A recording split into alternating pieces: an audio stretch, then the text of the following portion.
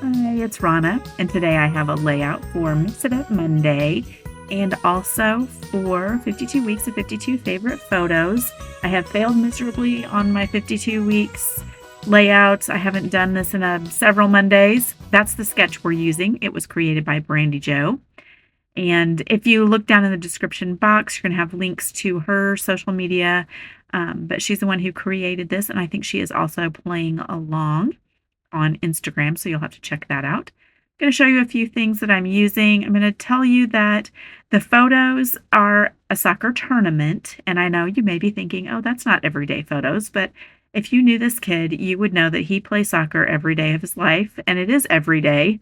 And these are some of my favorites of him playing soccer because um, one of the moms whose child was on the team that we were guest playing with is has a really good camera, and she took the pictures and sent them to us, and I love them. My, phone camera does not get the action shots that she gets, but it's so fun to look at these pictures because they really capture him playing way better than what we can get with our cameras just on our phone. So, excuse me, sorry about that. So here I have a stencil and some distress ink in black soot. And I'm going to lay some ink down and I'm going to let it dry for just a little bit. I'm showing you mixing up that texture paste because I'm super proud of myself that one, it's almost gone, and two, it is not dried out. So this is some Vicky Bouton texture paste. It is a good red, and I like it because literally everything sports wise, it seems like I need red and black. Um, you saw me offset my stencil just a hair. So I'm basically taking this red and going right over top of the black, but the black will still show up in just a little halo. Um, because of how I offset my stencil. Now, I thought I was going to just lay this straight back down, but I knew I would make a mess. So I go off and wash all that mess off, and then I come back and tape it back down so that I still have, that nice little offset.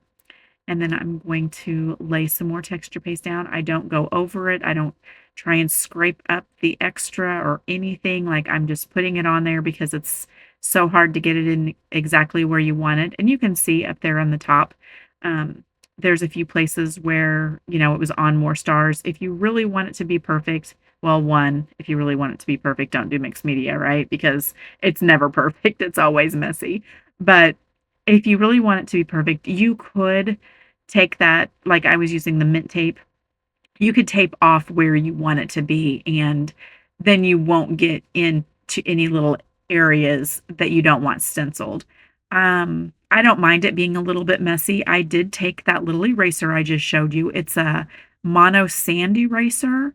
And I took that and got and it was mostly the black ink that I was trying to erase off because it did kind of, smudge in some areas and things like that.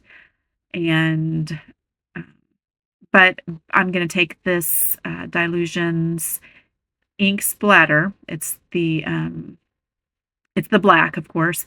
And I'm just going to add some of that. And really already when you look at it, you don't even notice that it's as messy just because I've added the splatters in.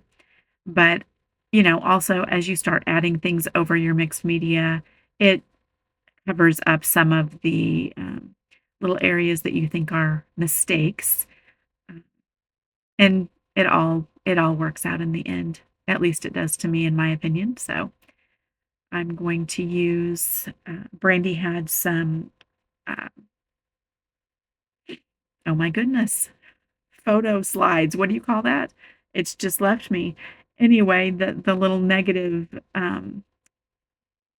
I cannot think of it. That's crazy. Okay. Anyway, I had bought this Tim Holtz one years and years ago, and I remember when that came out, and I, at the time, was not just super obsessed with having the newest thing, but I wanted that stuff so bad, and I searched until I found it, and I ordered it when it was brand new, and I love it, and so I guess I've stuck it on a shelf and have hoarded it all these years because isn't that crazy? I wanted it so bad, um, and then I probably used it once or twice, and then it sat on the shelf until today, and then I pulled it out and thought, I need to use this." I still love it. It's awesome, but anyway, so those are my film strips, and, I'm gonna add some on both sides. She had 2 on the right-hand side there, and then she had another, like, a little ticket over on the other side, but I went ahead and used um,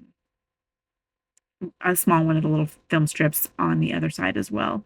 Now, these are 7 Gypsies, 2006, I believe it said, rub-ons, and I've used these not too terribly long ago and cut out a few, but I don't know, when I'm doing sports layouts, I think arrows are so amazing. So I'm going to add that with my mixed media because the rub-ons also give you such a neat look.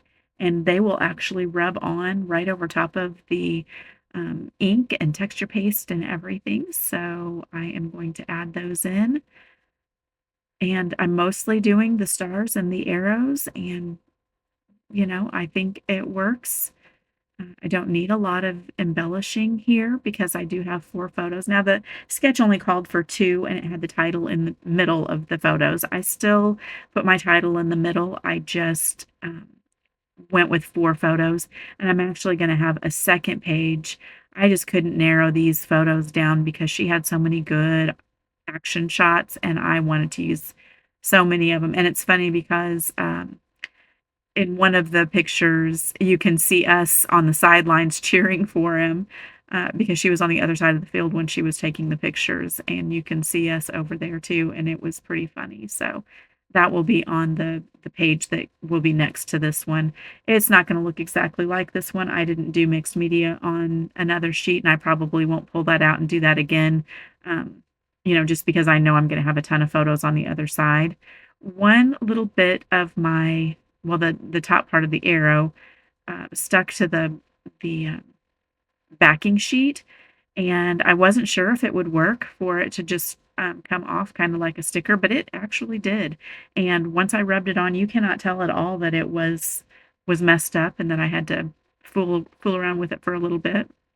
It worked great, and, so I was pretty excited about that. These rub-ons, even though they're 2006, still work fantastic. So I'm pretty excited about that. Gonna go ahead and try and just do adhesive on areas where I know it's not gonna show. And I did have to move that one a little bit because I wanted it to look like it was going all the way along, even though it's gonna have a split in the middle, but that would have been hidden by the photo anyway. So that's why I switched over to this one because I thought, well, I might need that long one for something else later on. It may go on the page next to it. I don't know. We'll have to see. But anyway, that was going to work to do those 2 different pieces. So I went with that. Try and think ahead if I can so that I don't waste something. And see right there, you can see that the rub-on worked very well right over top of that texture paste. I overlapped these photos a little bit because there was, I thought I liked the placement and how that looked, but also there was, just wasted space on the side of the picture anyway. And also with the title going over it, it was going over spaces on the photos that didn't matter. And so I went ahead and went with that. And in the, like I said, in the sketch, she had the title going over the photos. So have another little arrow there. I forgot to tuck in that film strip, so I'm going to add it. Get everything kind of slid in under, and then I'm going to add the black paper that I have that I punched out my arrows with was the same exact same type of paper that I used for my background, and I don't think I showed that online or on screen. I actually offset my white over 12 by 12 black, and I did that. I thought it would make it would look a little different, and it also kind of adds to some movement for some soccer pictures. I thought we could use a little extra movement, and I knew I was going to be doing some stars and arrows, So I thought that looked different and something kind of fun. I could have added some black mats behind the photos, and I think that would have looked great, but I ended up not. I just went with the white mat that it was already there, even though it's, white on white. I figured with some of the mixed media and things, it was still going to be fine. I also did not pop up any photos, so this is a fairly flat layout other than the texture paste. So check out the description box below. You'll see everyone who is playing along with both of these hops. And definitely check out Brandy Jo because she created this fun sketch for us to use.